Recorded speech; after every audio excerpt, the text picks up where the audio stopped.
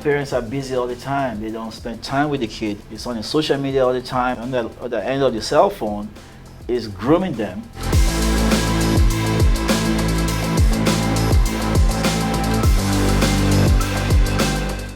The first thing is to start talking about it at your dinner table. We need a second rescue. You take me out of trafficking, I need trafficking taken out of me. And because I didn't get it taken out of me, I re-victimized.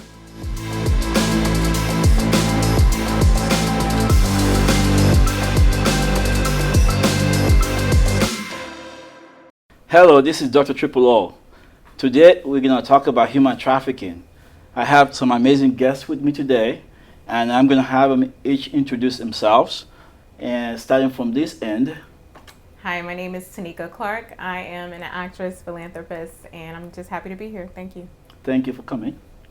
My name is Nisi Johnson, and I'm not an actress, I'm a director and executive producer alongside Tanika Clark for an amazing project called Taking Innocence Project, which actually showcases stories of survivors of human trafficking. Oh, thank you. Hello everyone, I'm Dr. Sandra Anderson. I'm a therapist, I'm an author, and I am a part of Take It Innocence Project because of the amazing men and women that you're going to hear from today. Thank you. Thank you. My name is Roger Dehart. I'm an advocate for victims and survivors of human trafficking. I take pride in that, and I'm also a recent author, and I love working with this crew right here. Thank you. Thank you all for coming. Now, the first question is, what is human trafficking? And I was speaking to my friend a few days ago, and the word human trafficking doesn't really give you a story, doesn't really grab you. Mm-hmm. So sometimes people kind of underestimate what that really means. And I want to ask my guests if they can kind of elaborate or kind of define what human trafficking means to them. Mm-hmm. I can tell you from a survivor first, we don't say human trafficking. We just know that there's something horrible happening to us. And as a survivor from the age of 11 years old of human trafficking from Fort Lauderdale to Miami, Florida, we don't use that term. And so many people can be trafficked, Dr. Osiemi, but they don't know that they're being trafficked. And so for the technical term, I will refer to my amazing team. I mean, I agree with you, right? Obviously, when we think about human trafficking, it's taking someone from their environment to gain money off of them. And so to me, when we think about children, it's hard to explain human trafficking to them. So as Dr. Sandy said, you want to explain it to them in their terms so that they know to be able to talk to an adult to say what's happening to them. So if someone actually is taking advantage of someone sexually, and sometimes they can be coming home for dinner. I think that's one thing we want to stress, that you can be trafficked and still come home for dinner, and someone can be actually taking advantage of your child to gain money off of them. Yeah, I would agree with that as well. As far as terminology, it's, using force, fraud, or coercion.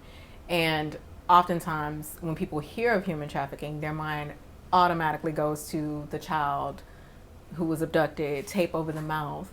And we found, especially coming into this, that it looks a couple of amount of ways, several different amount of ways. I wouldn't say a couple, that's just undermining it, but it happens in a lot of different ways. Yeah. For me, it helps me to keep it simple. I see it as exploitation of the most vulnerable. And that helps me to keep in perspective the potential victims. And the other thing people say or think when they hear the word human trafficking, they always picture that foreigner being, trafficked into the U.S. Mm-hmm. We do know about 1 million people are being trafficked globally, and about 20 to 50,000 people are trafficked into the U.S. for sex exploitation. Having said that, human trafficking does occur within the U.S. And I want people to understand that this is not a foreign thing. This can happen in any city, any town, any rural area. So we need to rethink how we view this issue. So we're hopefully talk more about what we see within the U.S. Because he and I were just speaking before this, and he shared some thoughts with me, which I was quite baffled because I was at F1 event last year, and I didn't even think sex trafficking was happening at the same site where I was. So we're going to kind of dive into that shortly. But before we do that, I want you to kind of share with the audience what your take is on human trafficking within U.S. Yeah. Who gets trafficked? Who is the victim?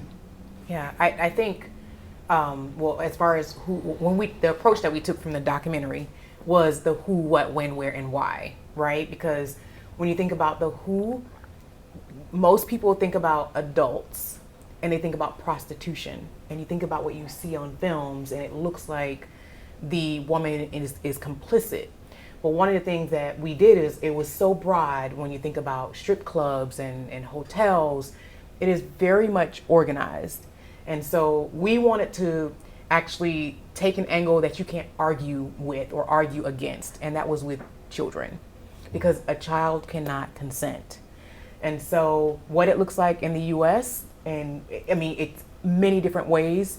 One of the things that we did was we talked with the FBI, and the FBI shared that the tactics evolve, the tactics change, as well as technology. So when you think about our cell phones, games, it could be boys, girls, and one of the misconceptions is it only happens to women or young girls. 1 in 3 victims are also boys. So anyone can actually be a victim. Good point. Absolutely. Yeah. And the other misconception I think people talk about is they think this only happens to poor kids. And again, it can happen to anyone, any socioeconomic class. Yep. And I want to stress that point because people who are well-to-do, maybe the parents are busy all the time. They don't spend time with the kid. The kid feels lonely. It's on the social media all the time, and someone on the other end of the cell phone is grooming them and until they get into trouble. So we really need to keep our eyes open and protect each other. If anyone may touch upon this, Sure. Who is the trafficker? Because sometimes we always think that person that traffics is a stranger or somebody we don't know. Is that always the case? Absolutely No, not. not at all. A trafficker can essentially really be anyone. A lot of times they're right in the home. They're close to you, close to your family. They are calculating your every move to see how they can find a vulnerable, space or opportunity or opening. It's just far-fetched. Yeah, absolutely. I have 2 kids, and I never allowed them to have sleepovers or do sleepovers, go to sleepovers, because it starts potentially from places like that. I have a lot of little cousins, the touchy-feely, and I know a lot of time, unfortunately, in the Black community, our parents, their grandparents, they didn't talk about that. Or if they did talk about it, it got shut down. You know what I'm saying? And so that also escalates, and it, like she said, it can turn into a trafficking situation. And oftentimes will. And I think I'll take another step further with the R. Kelly case and cases like this. This is a guy who was a millionaire, rich, handsome. He had his whole life ahead of him. But because of his illegal behavior with underage, and back to what Nisi was saying about the underage children, unfortunately he will spend most of his life in prison because of that, because it was trafficking. Yeah. And how do we get the information out to these kids? How do we, because I keep hearing children and they're going to school and they're getting, their friends are kind of, grooming them to be involved in sex trafficking. Do they even teach sex trafficking or human trafficking in schools? Yes, now it's mandatory. Not just in schools, but I work for the Florida Department of Health as well as being a therapist, and now it's mandatory training. It's mandatory with law enforcement now, so we're making it more mandatory. Airport workers, because the problem is just exponentially more than what you can imagine. Yeah. Now, I will say this. I think to get a driver's license, you have to take a class. You have to, take a driving test, and then when you pass all that, you get this little card that now you can drive. But when it comes to being a parent or being a spouse, you don't go to any training to show you how to be a good husband, how to be a good wife, or how to be a good parent. Yeah. I think it would be, a good idea if somehow we're able to maybe provide some kind of education to potential. Now I want to vote for you for president. Because I've been saying this for years. Yeah. Really? For years, we are so ill-equipped to be. I was an ill-equipped mother because I was a mother way too young. I didn't have it. And so many people say, well, I didn't have a manual. There was nothing that's telling us how to be a good mother, how to be a good father. We're passed down generation after generation what our parents have and what they don't have. And parents can't give what they don't possess. Yes. Correct. And so if our parents don't possess, just basic being functional, being healthy, having a healthy mindset, because we normalize dysfunction. And unfortunately, that's passed on, and that's called transgenerational trauma. Exactly. You hit it on the nail, because sometimes if they're not passing down good habits, they're still passing things down, right? So I don't like to say generational curses. It's generational patterns and generational habits, and habits can be broken, right?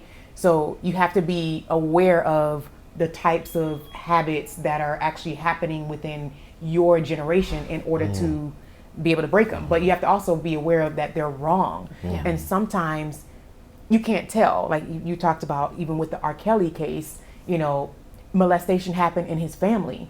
And sometimes when molestation happens in your family, you don't know that it's wrong. It's the outside world that tells you that it's wrong. So those types of habits and patterns will continue to repeat itself if no one steps in and says that it's wrong. But by that time, you've already learned the wrong thing to do. The hard way. The hard way. And unfortunately, like with R. Kelly, we get imprinted, our brains become imprinted at those early years of early childhood development. And because it happened to him so young, like Nisi was just saying, you're wired around these very dysfunctional and very criminal patterns that you're not even aware of. And so who wants to spend their life in prison? Who? Yeah. Who wants to do the things that we see people do? You wouldn't do it, I wouldn't do it. That's because we're in our right mind. And our minds have not been wired around that. Or if it has, we've done our counseling work. We've done the work to repair and to resolve that dysfunctionality. Unfortunately, so many of us hasn't done that work. Yeah. And if I can add on to that, or just kind of come into agreement and just say it differently, I really think that one of the key takeaways that everyone should walk away from in every one of these conversations is to really just be intentional. Take action, like feel empowered. Know that you have the power to change the trajectory of like your family's lives, break curses, and the trauma. Like you have the power to do so. You may not know how or where to start, and you can, go and look for resources, but you are ultimately empowered to do so. Like you have the capability. You just have to want to do it and be intentional about doing so. Absolutely. Yes, that's right. Absolutely. I before today, for the last 3 days, I've been thinking about, I like solution. There's a problem, I don't focus on problem. I'd like to think, what do we do next? And I kept thinking, like you all said, this problem is global and affects so many people at different levels. And even for those folks who know they are being trafficked, and how do they escape? I mean, it gets to a point where it becomes routine and you just kind of accept it. Yeah. Is there a way that can be broken? I mean, what's out there? What can be done to help folks get them out of that situation? I think it's very complicated. I think number one, it's the physical, breaking away physically, but then you also have the mental aspect of it. But I think even before we get there, when we think about like kids and them speaking up and saying what happens to them, kids will naturally, if they feel like people will listen to them, will naturally say, this thing is happening to me. The challenge, we don't listen. And so when a child is coming forward and you're telling a parent that someone is touching them, a lot of times if that parent has a relationship with that person, they don't want to believe it, or they don't want to deal with it.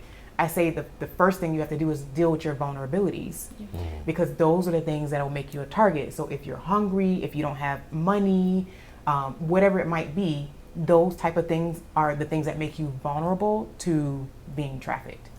And in my life, trafficking was not my first trauma. My first trauma happened behind closed doors in my own home. Over 90% of children that have experienced any type of molestation, sexual assault, sexual abuse happened by someone they know. And this is research.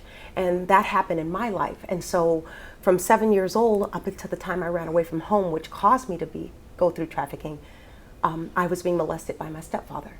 And so this is the story of so many people. And as a therapist now, I hear these stories. And the beautiful part of this is, because you said you're solution focused, and I love that about you, Dr. O, is that I offer what's called a second rescue in my private practice, because we need a second rescue. Like Nisi alluded to earlier, it's one thing for us to be in trafficking, and then we go through the Stockholm syndrome where we can literally fall in love with our captors. We will literally get stuck there. The nervous system will get stuck in this fawning state where we don't know how to fight or flight, and that's survival mode. That's to save our lives. When I got out because I believe in God. I believe in Christ. I have a faith-based system that empowered me at such a young age, because it was given to me at such a young age by my sister Joyce, to get out.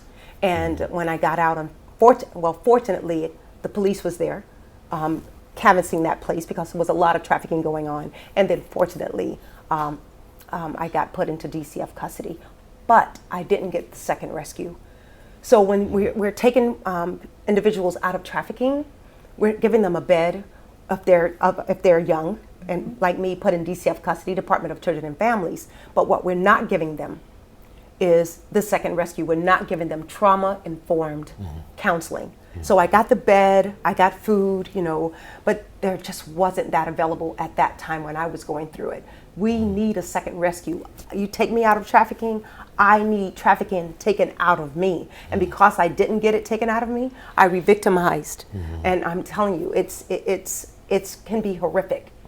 The drug use, suicidal ideation, going into toxic relationships, domestic violence. This is all a part of that syndemic issue. When you go through trauma and you don't get that trauma resolved, you will re-victimize. It stays in the nervous system. Now you're in fight or flight, and the only way out is going through the process of counseling. So how did you get that go to that second phase of healing, so to speak? In my personal journey, Dr. O, it was wonderful men and women like the ones you're seeing here that loved on me. Love changes everything. And I know that sounds very, maybe religious, but it's not religious. It's a human thing, because we all want to be loved. We all want to be seen. We all want to be heard. In my life, it was just love of men and women that care, that show you the love of Christ. It was my church family, and it was my personal faith in God that led me to not just have a spiritual bypass with church, but to go to see a licensed mental health therapist. And that is really what freed me from the trauma. And the PTSD stays with you, by the way. It will stay with you. However, it lessens the severity of it. And that's what therapy does for me. So now I'm able to cope, I'm able to handle it. And it gets less and less the more we apply the modalities. Great, thank you. Now, I, having said that, has there been anything in place, or is there a plan to put things in place for those kind of therapy for those folks who are able to survive the human trafficking? I mean, is there anything out there? I mean, there's tons of resources. The human trafficking hotline, I think, you start there. But I think, again, there's a long way to go. Like, I love hearing the fact that schools are now teaching it.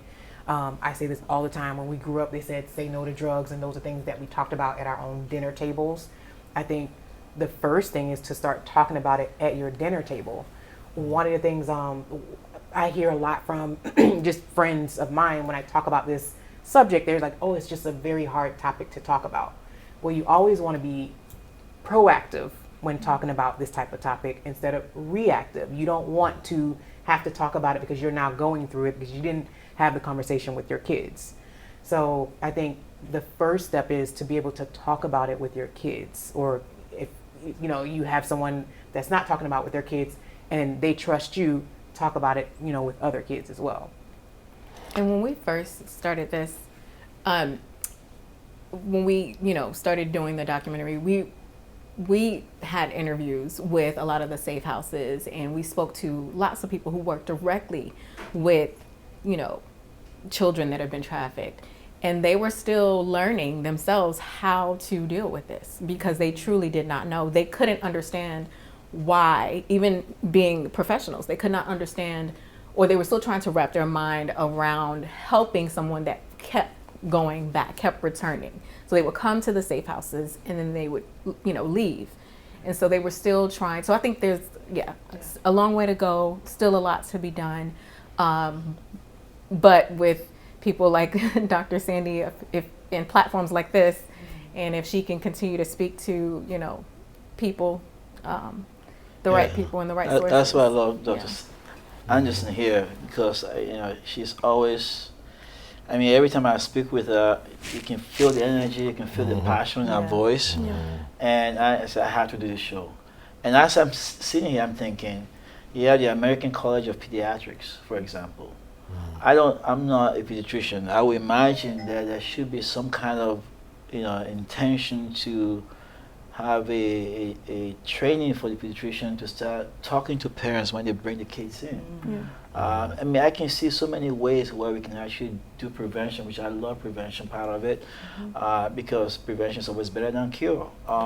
But you're right. Most people, if it doesn't affect them, we're all selfish to some degree. We don't want to talk about it. We don't want to think about it.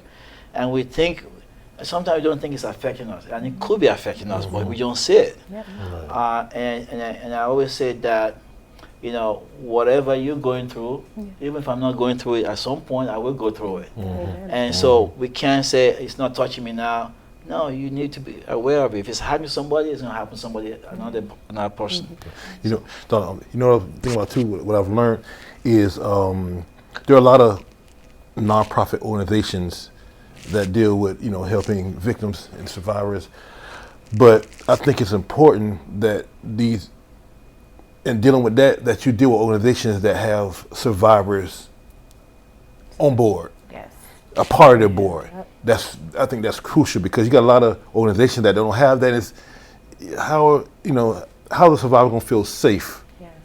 You know what I mean? So I think that is very important when you searching for these organizations and trying to help someone. Absolutely. And I think, and I'll add to that, Roger, I think the survivors need to reach a certain level of their own self-actualization. And what I mean by that is, when we're in survival mode, I know a survivor that came out of the life, and she still kind of plays the game, but she plays it on her own. So she said, if you're going to do this, make your own money. So she did the stripping, and she did a lot of these things, but she's putting herself out there as if, I'm going to play the game, but I'm going to do it my way. You can't play this game.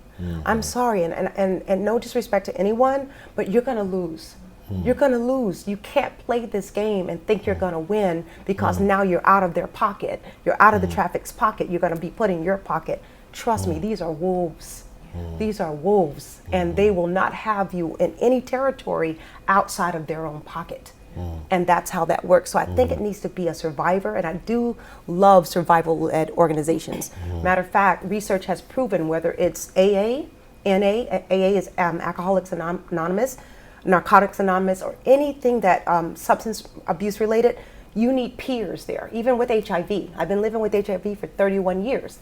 Peers that have reached a level of adherence, self-actualization, they are the ones that best lead organizations to help navigate survivors to a healthier place and a healthier state themselves and get them to self-actualization. And that's just in Abraham Maslow's term from when we're in this survival mode, which is that lower part of that pyramid. And back to your question, Dr. O, about parents and speaking to parents. I knew a parent, Tanika, this one parent, I think you introduced me to someone when we did a fundraiser years ago. She couldn't even tell her teenager, and she talked to me, how can I best tell my teenager about her menstrual, that her menstrual's gonna come on? So if we're having a hard time talking about a menstrual, and I literally took the reins and I said, I'll help you, and I literally did that for her, then how are we gonna have these deep, very difficult, very complex conversations about human trafficking, because we're in this low survival mode. We're trying to work. We're working 2 and 3 jobs. We're trying to make ends meet, and we're tired. We're exhausted, or we're closeted, dealing with domestic violence ourselves. It's complex, but we can do it. And I do agree with what you're saying and what the team said about peers and about having the families involved. And moreover, I agree with what I said earlier about you, Dr. O. We need you in legislation, because everything you said speaks to legislation. We need legislation that tells pediatricians this is a mandate to talk to these parents, healthy moms, healthy babies. All these organizations, we need to have it in legislation where you have put it in. We'll stand behind you. Yeah. You have my vote already. Turn me to politicians.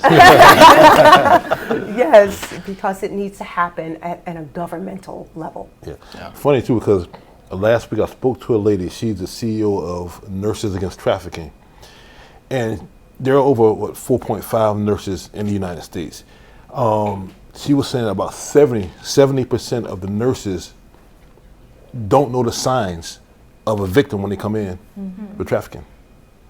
So that's, you know what I mean? So that's, you know, of course nurses have great hearts and all that, but the training, I think, will be vital for that. I think it's good for us to talk about that. Yeah. Right? Like, because people don't know what the signs are, and sometimes we prejudge. And you mentioned earlier, like even in affluent, communities, you can still have someone be trafficked, and sometimes drugs are involved. Right, because you can't really entice that person with money. They have it from their parents, but they don't have love, they don't have attention. And then if you get them addicted to drugs, now they need something from you. And so what does that look like? That looks like a teenager that is now on drugs, a teenager that is now disconnected, that's always on their phone, that is now, passing nude pictures. And again, sometimes we prejudge when we see a child that is what we think is hypersexualized, not understanding who taught that child that, like what were they exposed to even become that way. Oh wow. I had to kind of go back to what you said. I come back to your comment. Yes, in the healthcare providers, for physicians, for example, you have the option of taking the CME class for your renewal of your license. And I always do human trafficking. That's one of the ones that I do every 2 years. But not all of us do this. Even with that, you still have to, stay attuned to what's going around you. And I can guarantee you, if you take a bunch of healthcare providers and ask them what are the signs of, human trafficking, they probably won't know. Because it's, they're too busy running around, nobody's paying attention. And that's one thing. The second thing is about communication. We're in a society where there's less communication. As technology advances, there's less communication. people used to give me a call and say, hey, by the way, I have this question, I have this, I have that. Now it's like text, and when they go meet each other, they can't carry a conversation. Right. So, it's true. Yeah. so at dinner table at home, the kids are on their phone. And back in the days, when you sit at the table, you better look up and That's talk true. to your parents. That's right. If you can't talk about simple things, how was your day, what did you do in school, you can't go to talk about human trafficking. You can't talk about your menstrual period. My firstborn, I have 2 girls. When she turned, when she had a menstrual period the first time, she called me up and said, Dad, I think the river just opened up. I said, oh, so you had it. But I was comfortable having that discussion with her. Right. And so it wasn't that, oh my God, no, because I'm one that will always say, I can talk about anything. My patients always, we talk about anything. I don't judge anybody. I love to talk. Talk is good. You cannot understand someone if you don't talk. You That's can't why we fix love a problem, him so much. unless you talk about it. And people are so shy about talking about anything sexual, anything threatening, anything violent. But talking doesn't mean that you're engaged in those activities. It just shows you trying to understand the problem, trying to understand what's going on. And I think we need to reconnect. We need to drop the phone and reconnect and start talking on human level. And I think if we do that, we can solve a lot of problems, not just human trafficking, a lot of problems. So far, we've had a great discussion today. We had our time, but join us for the next part of the episode where we share the project they're working on.